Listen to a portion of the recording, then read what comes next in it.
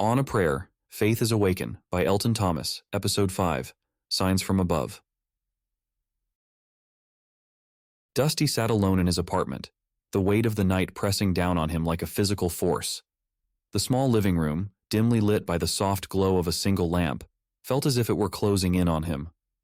His mind replayed the events at the church over and over again, like a broken record he couldn't stop. His body was still, his hands resting on his knees, but inside, everything churned with disbelief, confusion, and something else. Something he couldn't name. A miracle. That's what Pastor Ethan had called it.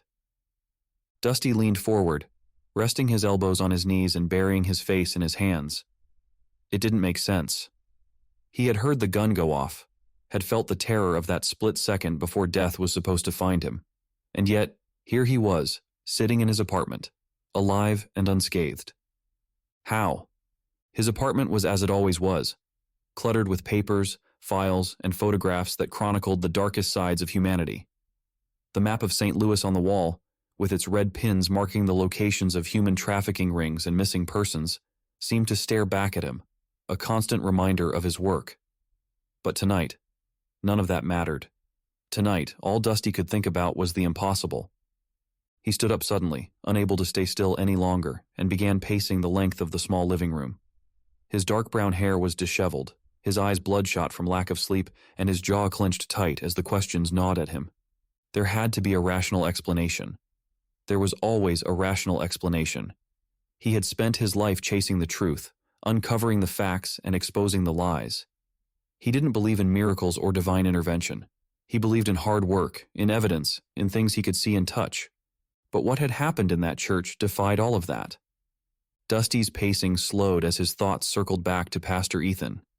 The way the pastor had knelt beside him, praying silently as the gun went off. The way those men had vanished as if they had never been there. And the way Pastor Ethan had looked at him afterward, with quiet certainty, as though what had happened was nothing unusual. The memory of the pastor's words echoed in Dusty's mind. "It seems you've had a bit of a miracle." Dusty scoffed to himself, shaking his head. He didn't believe in miracles. He couldn't. But he had no other explanation. With a frustrated sigh, Dusty grabbed his jacket from the back of the chair and headed for the door. He needed to get out of the apartment, needed to clear his head. The cold night air hit him as soon as he stepped outside, a sharp contrast to the stifling warmth inside. The city was quiet at this hour, the streets nearly empty, save for a few cars passing in the distance. Dusty pulled his jacket tighter around him and started walking, his boots crunching against the sidewalk. He had no destination in mind, no plan. He just needed to move. His feet led him, almost instinctively, back to the church. The familiar brick building stood tall and silent under the dim streetlights, the stained glass windows casting faint patches of color onto the sidewalk. Dusty stopped at the steps, staring up at the structure that had witnessed something he couldn't explain. After a moment of hesitation, he climbed the steps and pushed the door open. The church was dark, save for the faint glow of candles near the altar. The air inside was cool and still, heavy with the lingering scent of incense and wax. Dusty's footsteps echoed softly as he made his way down the aisle, his eyes scanning the empty pews. And there, near the front of the church, was Pastor Ethan, kneeling at the altar in quiet prayer. His head was bowed, hands clasped in front of him, as if the world outside did not exist in that moment. Dusty watched him for a few seconds, unsure of whether he should interrupt, unsure of whether he even wanted to talk to the man who had witnessed the unexplainable alongside him. But something pulled him forward, and before he realized it, Dusty was standing at the front of the church, just a few feet away from the pastor. Ethan lifted his head slowly, sensing Dusty's presence. His eyes, warm and calm as always, met Dusty's with quiet understanding. He rose to his feet, his movements slow and deliberate, as if not wanting to disturb the peace of the sanctuary. "Dust," he greeted softly, his voice as steady as ever. "I had a feeling you'd come back." Dusty shifted uncomfortably, unsure of how to start. He wasn't used to talking about the things that rattled him, wasn't used to admitting when he didn't have the answers. But Pastor Ethan's gentle demeanor, his unwavering calm, somehow made it easier. "I don't know what happened," Dusty began, his voice rough with exhaustion. I don't know how those men disappeared. I don't know how I'm still standing here. It doesn't make sense. Ethan smiled faintly, his eyes filled with that same quiet certainty Dusty had seen before. It doesn't always make sense, the pastor said.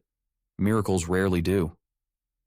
Dusty bristled at the word, his hands balling into fists at his sides. I don't believe in miracles, he said firmly, his voice low but laced with frustration. I believe in facts, in things I can prove. Ethan's expression softened, but he didn't argue. You've spent your life chasing the truth, Dust, and that's admirable.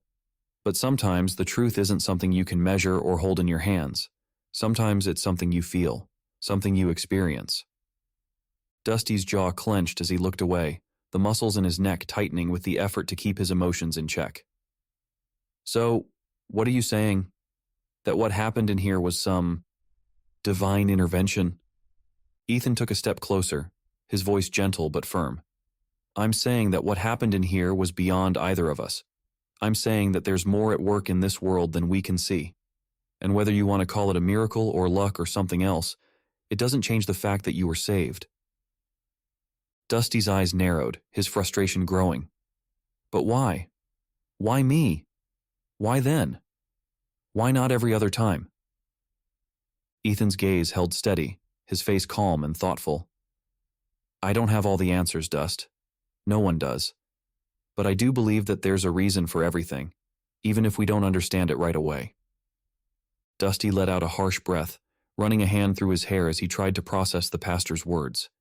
He wanted to reject them, to push back against the idea that there was something more, something beyond his control. But he couldn't shake the memory of that moment, the way the world had shifted, the way he had been moved, unharmed, without explanation. I don't know if I can believe that, Dusty admitted quietly, his voice strained. Ethan nodded, his expression understanding. And that's all right. Faith isn't something that happens overnight.